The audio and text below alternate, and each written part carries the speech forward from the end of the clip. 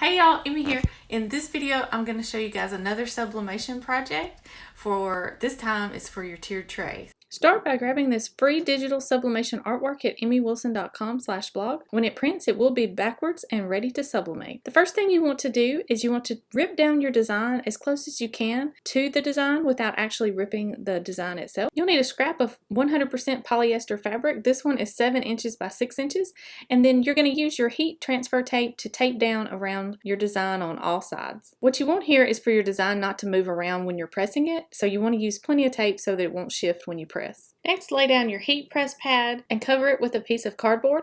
Lay down your fabric and then cover with parchment paper. Set your Easypress or heat press to 400 degrees for 40 seconds. Press your design for 40 seconds with moderate, even pressure. This will be extremely hot, so once it's cool, peel away your parchment paper and peel away your sublimation paper. Use a sharp pair of scissors to trim along the edge of your design. You'll do this on all 3 sides except for the edge that is green. On the edge that's green, you're going to leave a little extra of the white behind, and I'll show you why. So for this side, you want to leave about 1/4 of an inch of the white left. Then you're going to take this and flip it over, and for this part you're going to need a skewer, like just a skewer that you'd use for food on the grill. Flip your little design over and apply a hot glue along that edge where we left that extra white showing.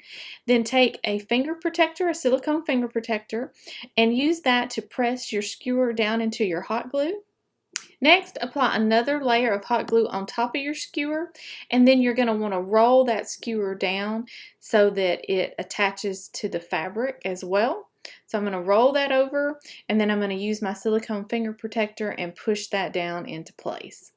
The last step is to use floral wire trimmers and to cut your skewer off. I want to make this shorter because I'm actually going to put this in my tiered tray. Do you want to see what it looks like? Here it is. I have a cute little detail of this flag in the top of my tiered tray now. Remember, if you like this video, to hit the subscribe button so you get more video tutorials like this and notifications when they're released.